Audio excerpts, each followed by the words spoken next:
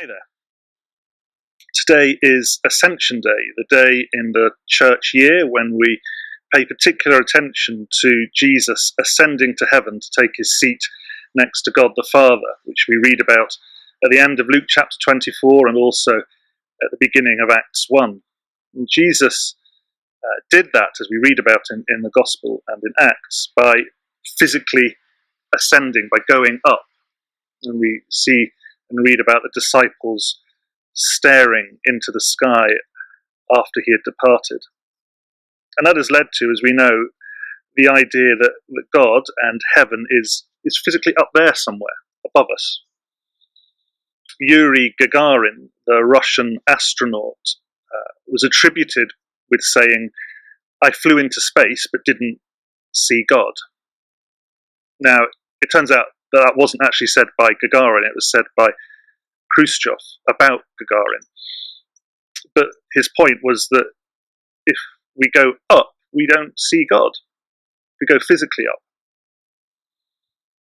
Now, that's not the point, really. Jesus, by physically ascending, was putting into physical language a spiritual truth that he and God the Father and the Spirit reign over everything. It's not so much a physical as a spiritual over. The physical ascension is a picture of the spiritual reality. In Ephesians chapter 1, which is one of the texts that's set for today in the Anglican Church, Paul says that God is king over all things. That's often a truth that is hard to believe, especially, I think, at the moment. We like to think that God is king so he will tightly control everything.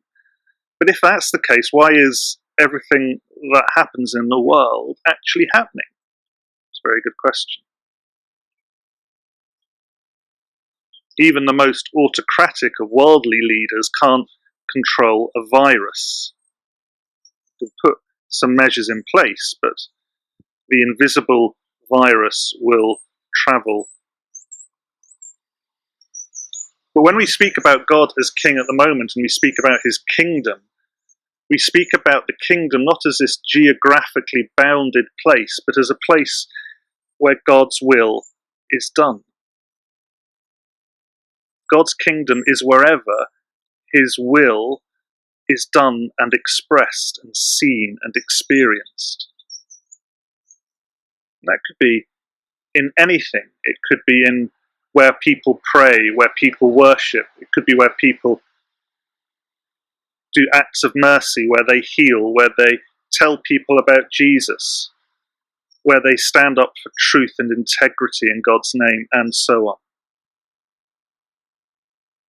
We see God's kingship expressed through those acts of God's will. And one day God's will cover the whole perfected, recreated earth as the waters cover the sea. And those signs of God's kingdom that we have now are a foretaste, a glimpse, the trailer of that coming reality. The angels say to the disciples who are staring into the sky after Jesus has ascended, "Why do you stand looking into the sky?" And that standing and staring is, of course, missing the point. Jesus had instructed the disciples to go to Jerusalem and to wait for the coming Holy Spirit, wait for the gift of the Spirit so they could be empowered to fulfill the Great Commission to go and make disciples of people. They weren't to stand and stare in wonder and confusion at what had just happened. They were to be obedient and to wait for the empowerment of God to do his will, to bring about his kingdom and express it here on earth. And that's the profound point that seems significant to us. God's will is always for us as Jesus' people to have the power of the Holy Spirit to work for and express his kingdom here on earth.